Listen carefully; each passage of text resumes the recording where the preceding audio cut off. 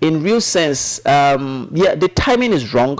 The timing is wrong, which a lot of people have been saying. The timing is wrong. That was why the president intervened, on ordering, the EFCC to unfreeze, the bank account. But again, if you say that the EFCC operates independently, you have just it's contradictory. If you say that the EFCC operated independently and you are not aware of what the EFCC was doing, and by intervening yesterday, you have made it dependent. You have broken that neutrality. That I don't want to use the word public trust. Okay, the president has has intervened. By intervening rather, it has made the EFCC not to operate independently.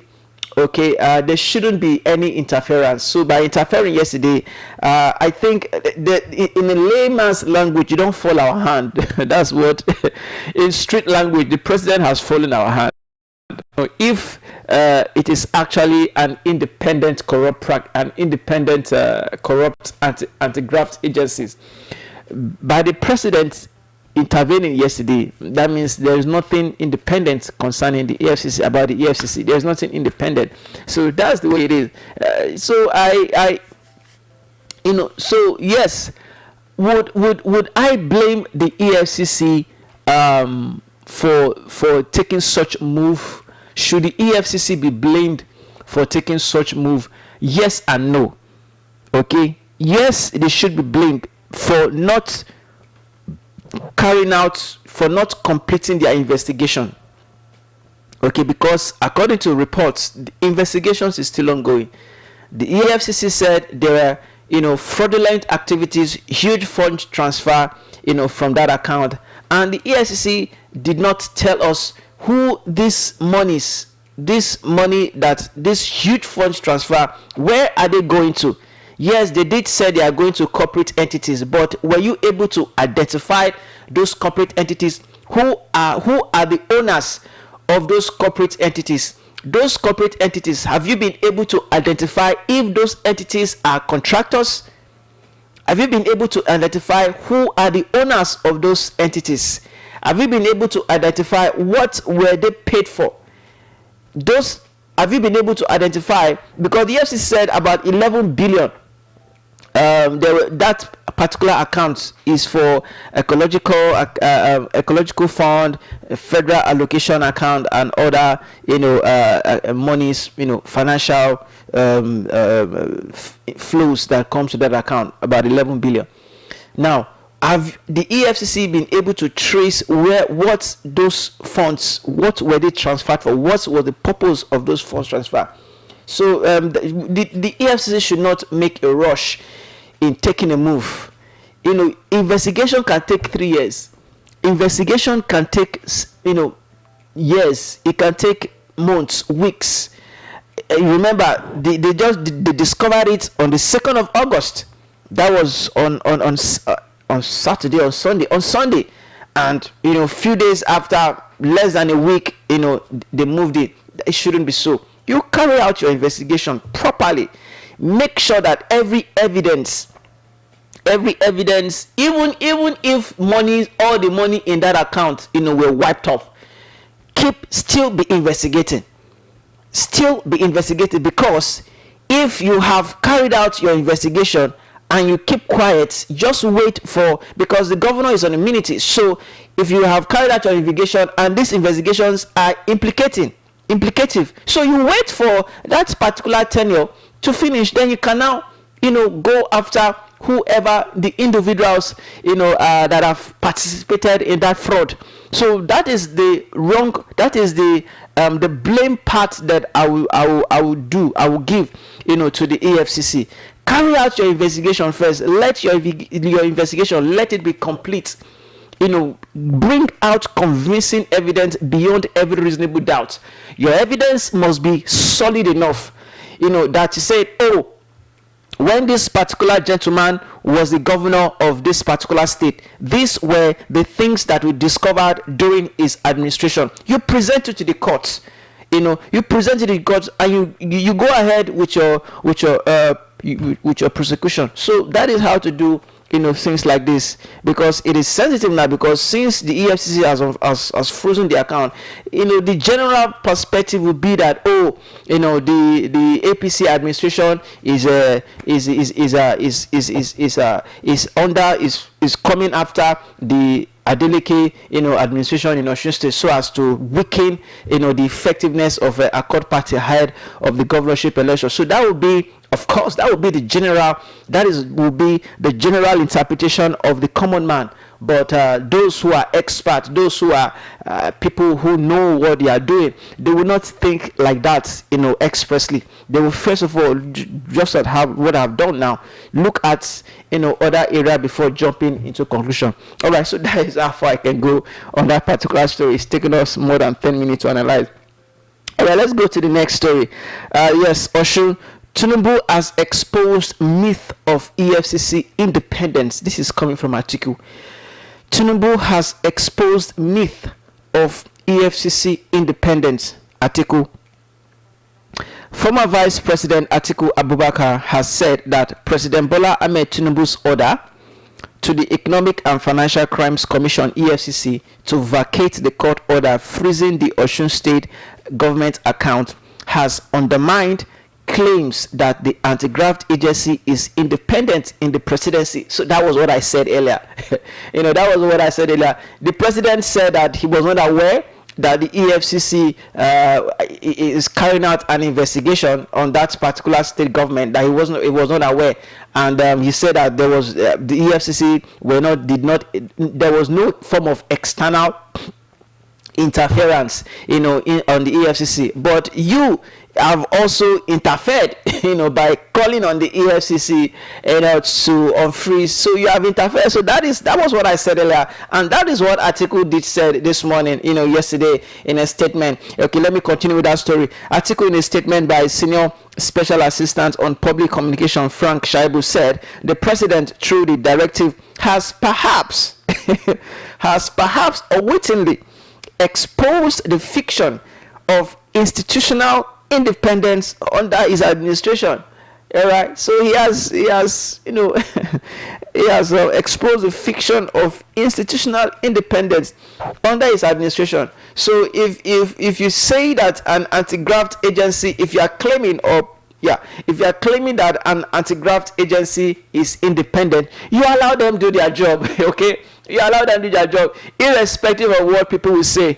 The most important thing is allowing them do their job. Whether the timing is right or wrong, that doesn't matter. The most important thing is that the EFCC has carried out its investigation without any form of external interference, without any form of order from above. No, whether the timing was wrong or right, once their investigation is carried out, then we can now you can now start saying that so yes, the article is on point. It is contradictory. All right, it's contradictory. Let me continue the story. However, the former vice president, while stating that President Tinubu's intervention has created a constitutional and moral obligation that cannot be selectively applied, charged him to also direct the Independent Corrupt Practices and Other Related Offices (ICPC) to release former Kaduna State Governor Nasir El-Rufai. Exactly.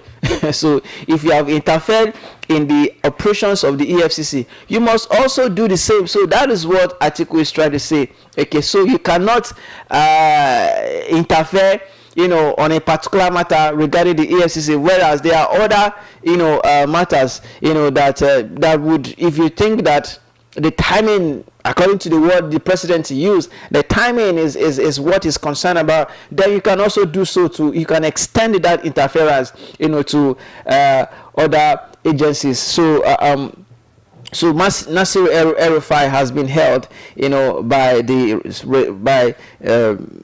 the security agencies for a very long time, because he is of the opposition. So the article is saying that, well, if you can do this for Osun State, well, you can also extend that interference to the ICPC. According to him, President Tinubu's statement has raised more questions than it has answered, while the EFCC's official statement painstakingly explained why it froze the Osun State government account. It made no mention whatsoever of obtaining a court order, yet the president's intervention is predicated entirely on existence of a such order, which he claims to have directed the EFCC to vacate. Yes, this is true. The EFCC never, told Nigerians that it has a court order, that is a permission from the court to freeze the Osun State account.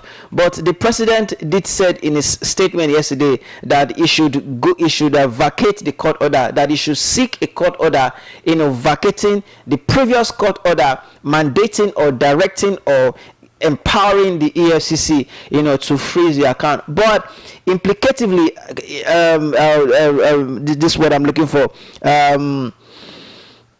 So in another way, the EFCC did said it requires no court order, but the president said the EFCC should go and obtain a court order vacating the order that mandated it, to freeze, so this is conflicting, this is contradictory.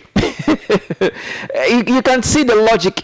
You can see what Atiku has been able to unearth, what he has been able to uproot from the president's statement yesterday, from what is going on within the last 48 hours, within the last Wednesday and Thursday, within the last 24 hours. You can see the EFCC claim that, well, they don't need a court order to unfreeze, they don't need a court order to place an embargo, to freeze a state's bank account for 72 hours. But in a statement yesterday by the president said the EFCC should go back to obtain a court order vacating an order that mandated it, that empowered it, that directed it to freeze.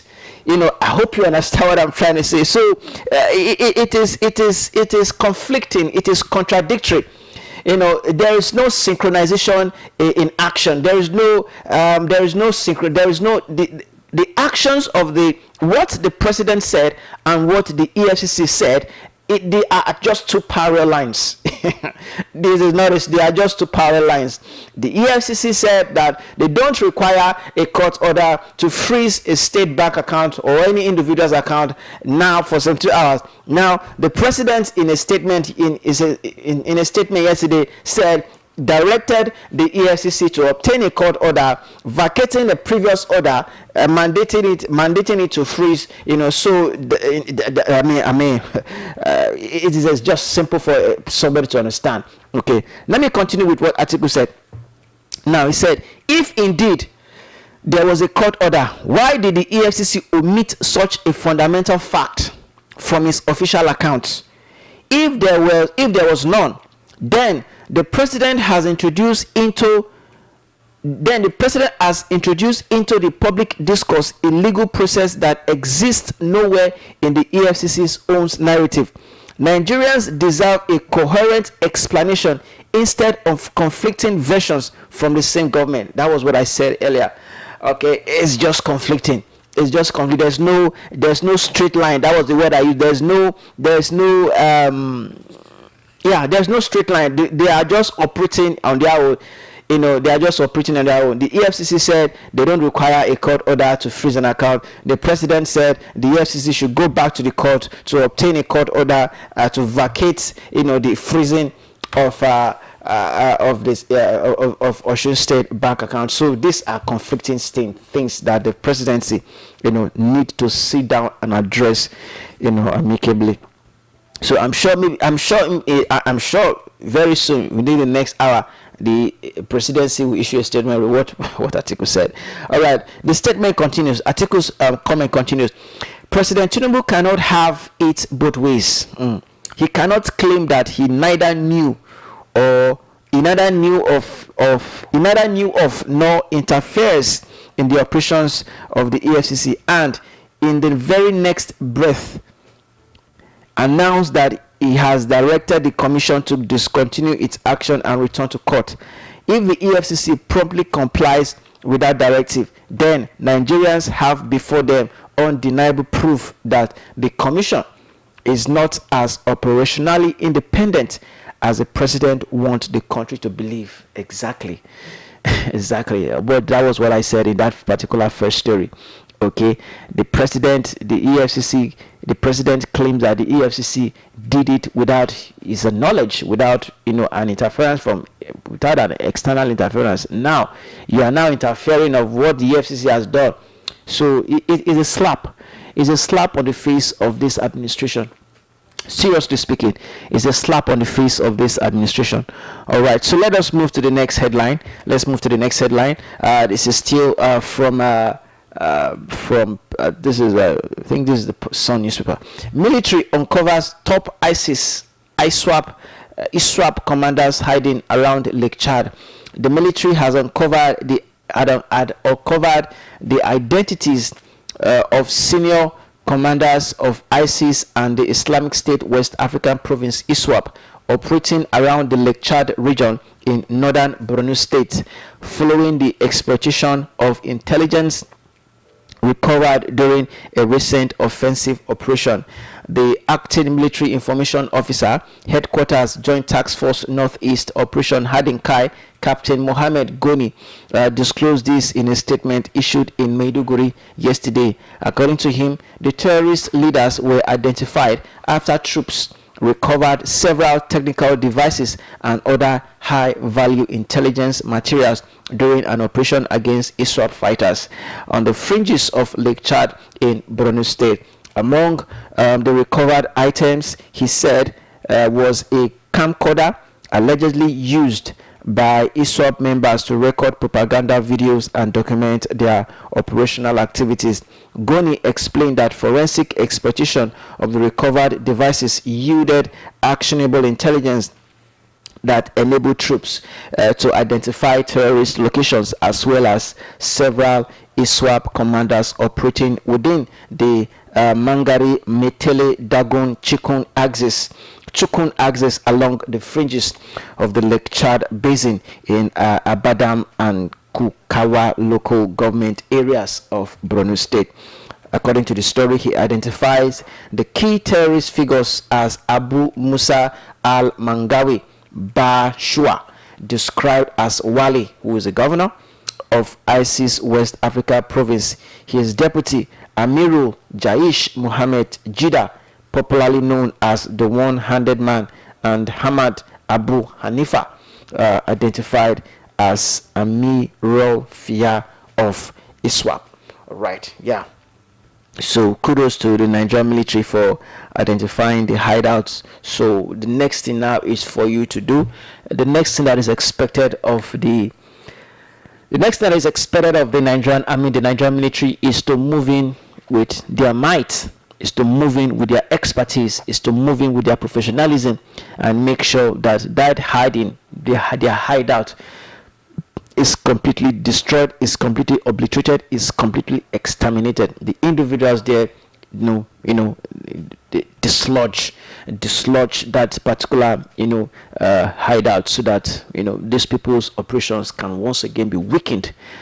If at all they can release some missiles from the air to that hideout, it will be a good thing. It will be a good thing. So I expect the military, they shouldn't be told on what they do.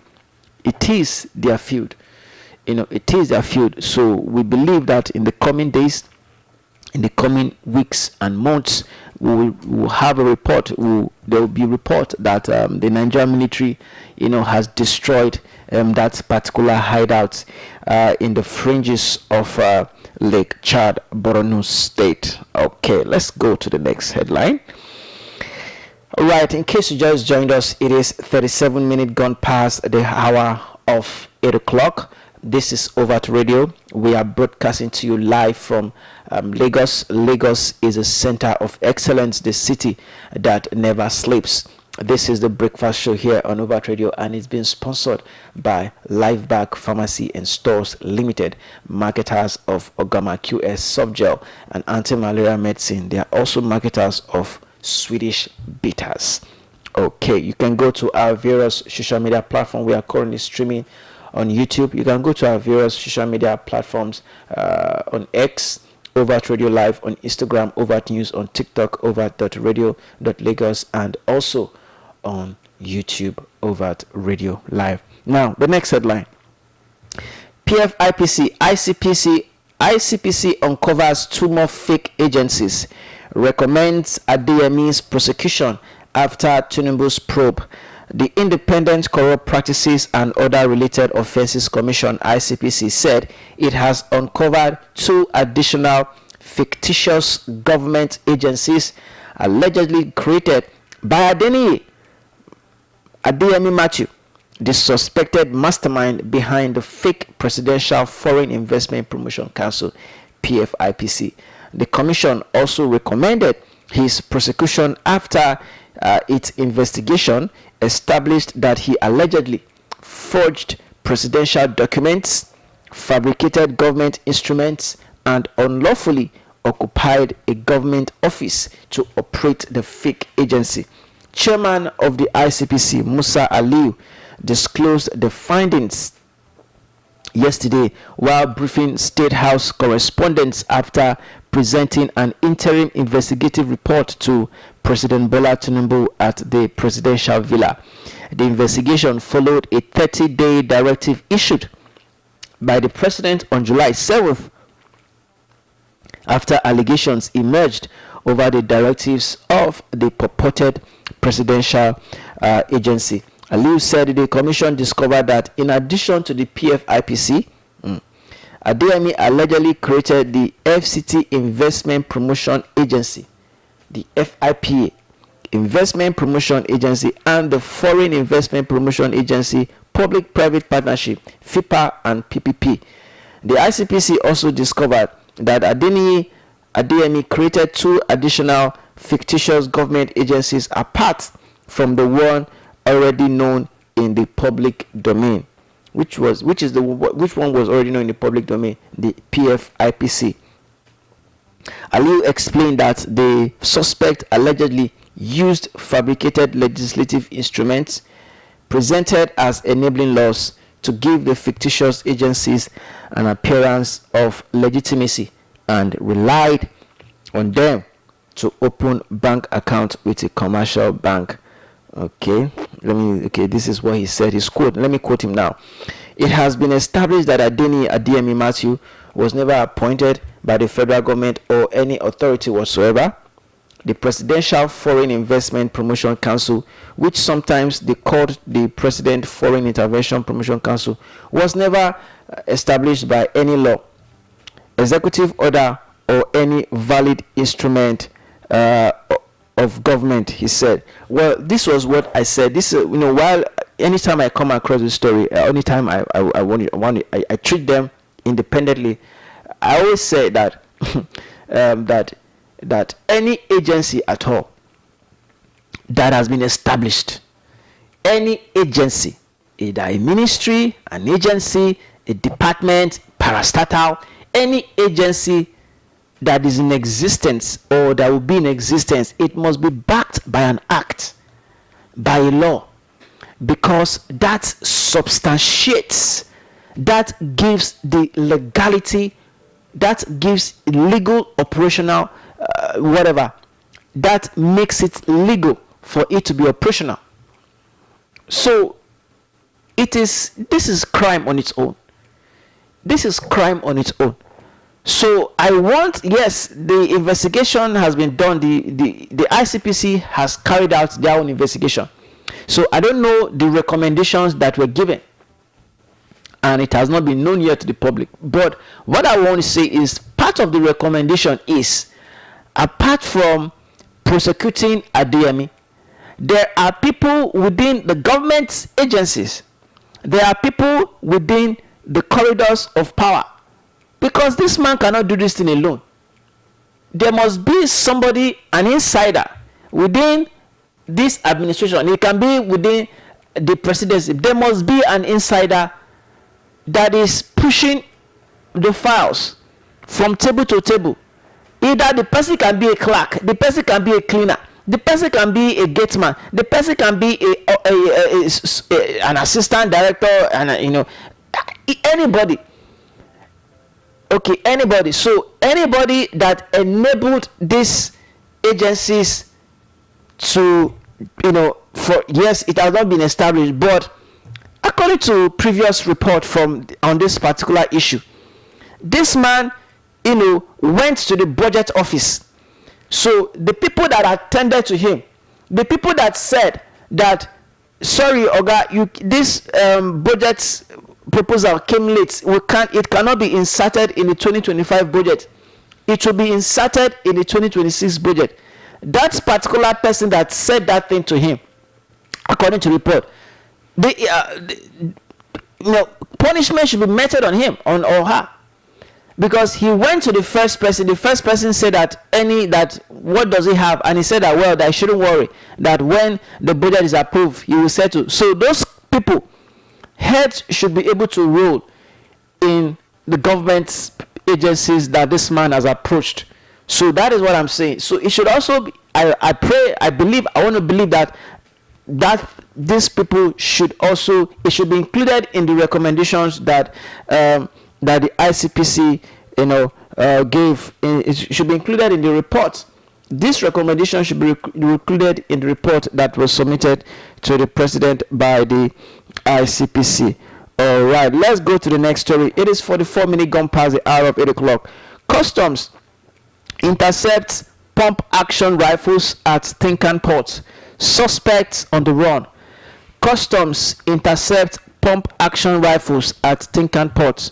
Suspects on the run. The Nigerian Customs Service (NCS) on Thursday recorded another major breakthrough in its anti-smuggling campaign, with the interception of a container containing concealed parts of pump-action rifles and the seizure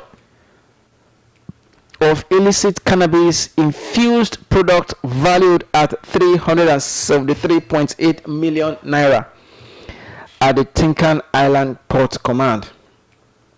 Addressing journalists during a press briefing yesterday, the Controller General of Customs Adewale Adeniyi described the seizures as a significant victory against transnational criminal networks exploiting Nigeria's seaport to smuggle prohibited weapons and dangerous narcotics into the country. Okay, so that is that. All right, a comprehensive physical examination conducted at the Custom Enforcement Station revealed concealed crates containing knocked down components preliminary identified as Joseph pump action rifles. The recovered components are currently undergoing technical examination and inventory to determine their exact quantity and configuration. Yes, this is not the first time the Nigerian Customs Service will seize weapons that are being, brought into the country. And my question will be, over the years, because I remember the immediate past Controller General also during his own tenure, there were mass seizures of arms, that were brought into the country. And my question is, what has been the level of investigation? All the previous arms seizures that the customs have been seizing, has the custom been able to identify those people responsible for bringing in these arms into the country? The people that will receive the consignments, has the custom been able to identify them and arrest them and prosecute them? Because we will keep on having things like this in the future if those responsible for the importation of this arms into the country, those people who are in the business, have they obtained a valid permit to carry out this business? Is there a business in the country that authorizes individuals to be importing arms, weapons, and ammunition to the country? I doubt.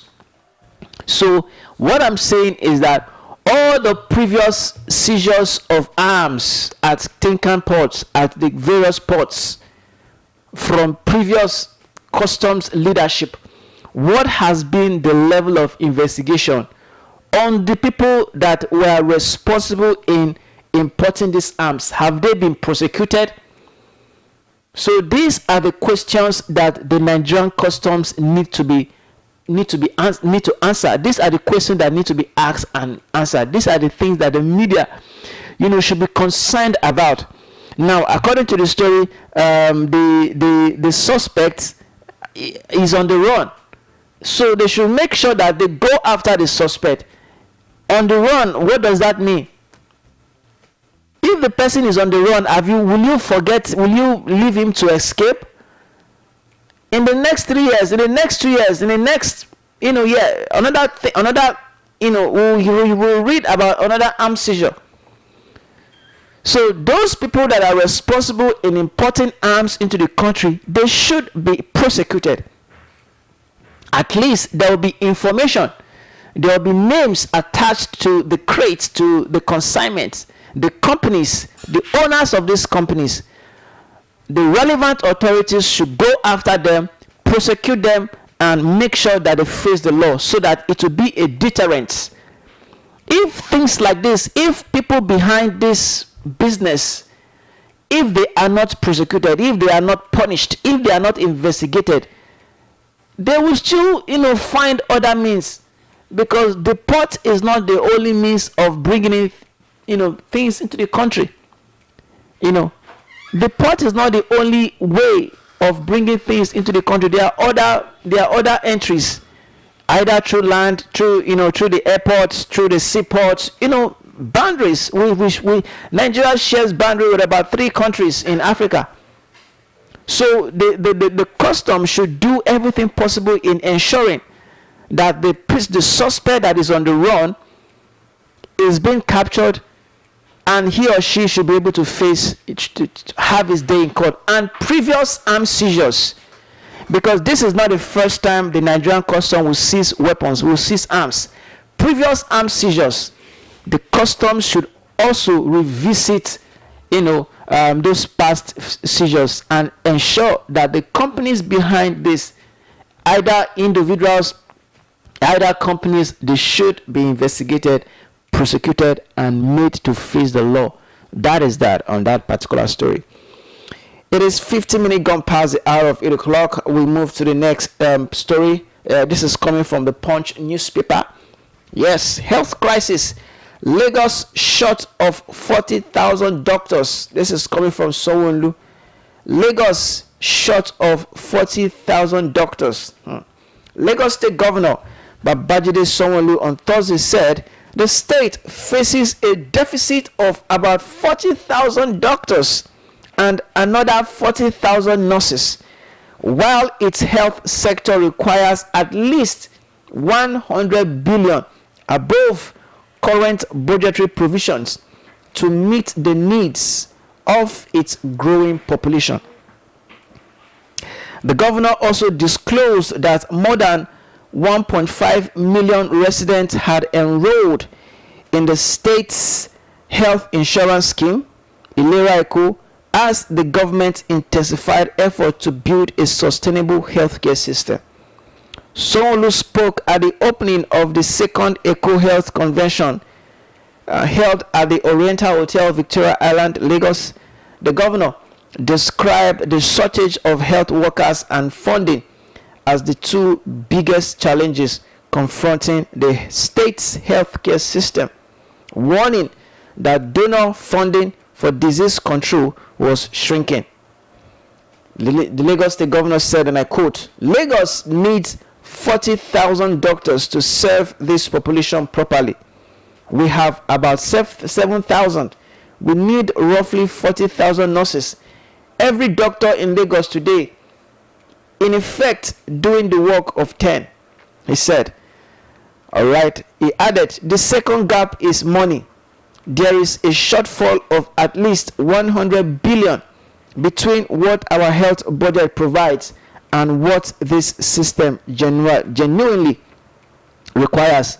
Donor financing, which supported much of our disease control for 2 decades, is contracting sharply and will not return in its old form. All right. Yes. I want to commend the Lagos State Governor for His Excellency Governor Babajide Sanwo-Olu for being honest, saying that the state, is in need of the state medical sector is shortfall of 40,000 doctors and also 40,000 nurses. Now, he said that currently, this is the state's medical institution. Currently, there are about 7,000 doctors in the Lagos State Health Care structure. 7,000. And they need 40,000 doctors to make sure that, any patient are being attended to as at when due. And he said that one doctor caters for 10 patients in Lagos State, which is rather unfair. So my advice to the state government is that it is high time the state government to start prioritizing healthcare system in the country. So you will have more doctors leaving the country if medical practitioners, if doctors are not well taken care of. The reason why somebody who attends medical school in the country, and after he or she graduates, he or she is through from all medical educational qualification, the next thing is they leave the country. So they need to make the healthcare sector attractive for doctors. The Lagos State government, the federal government, the federal government, the Lagos State government need to start making the health sector attractive for doctors and for medical personnel. I am not saying that the state government are not doing their best. Yes, it is commendable. They are doing their best. But they should be able to improve on what they are doing at the moment. We commend the state government in their various initiatives in the health sectors. We commend the state governor in his various initiative in the health sector. But for you to be able to convince doctors, nurses, practitioners, doctors who specialize on particular ailments, for you to convince them to remain in the country, you need to start doing what other countries are doing. What is UK? What are they doing? What is the UK government doing that our nurses, our doctors, our practitioners are running there? The United States of America, what are they doing? How is their health sector? What are they doing that is attracting doctors from the country, attracting nurses from the country to Japa, according to the street slang? So the state government must take a cue from the United Kingdom, from the United States of America, from Canada, from Australia, countries where our Nigerian doctors and nurses are running to. The state government must take examples from what they are doing in other countries, implement those things here, and within few years you will see that the shortfall of doctors will be reducing. It is 40,000. It is 40,000 doctors. I wanted to say naira. It is 40,000 doctors and nurses that we need in the country. If you are able to implement those things that are being done in other countries within the next 5, 10, 15, 7 years, you will see that doctor ratio to patient will start reducing. So it is possible. If it can be done elsewhere, it can be done here in the country. There is nothing that is impossible as long as things are done elsewhere. It can be replicated here in the country. It can be replicated. It is just that our leaders, their priorities are wrong. So our leaders need to start having the right priorities. Let your priority be geared towards the welfare of the people. we have bad priorities. So that is why our health sector is not improving, our the education sector is not improving, the agriculture sector is not improving, the infrastructure is not improving, our finance sector, they are not improving. It is because our motives as leaders, it is because our perspective, it is because our our perspective is wrong. So let us have the right perception, let us have the right mindset.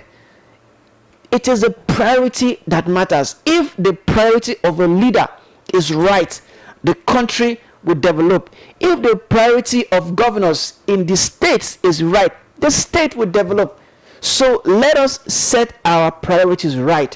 When we first get our priorities right, everything will fall in place. It's as simple as that.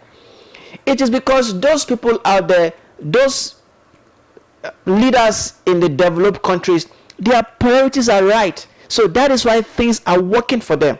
That is why things are working there. So let us have the right priorities. If we have the right priorities, things will begin to fall in place. All right, Lagos, that is how far I can go this morning. Whoa, it is 9 o'clock already. All right, it is 8:59 here on Overt Radio. We are broadcasting to you live from the city of Lagos. Lagos is the center of excellence. This today comes to an end. This is the end for this week. The Overt Radio Breakfast Show. The newspaper analysis has come to an end. By 9:15, I'll be reviewing most of the things I have treated from Monday, Tuesday, Wednesday, and yesterday. I'll be doing a recap of them, so that you will have a better understanding of what we'll be talking about all the week. All right. Thank you for our listeners for listening to us, and all those who are watching us live on YouTube. A very big thank you for staying tuned. So don't go anywhere. I want to thank our sponsor, Live Bag Pharmacy and Stores Limited, marketers of Ogama QS Soft Gel, and as an anti-malaria medicine and Swedish bitters.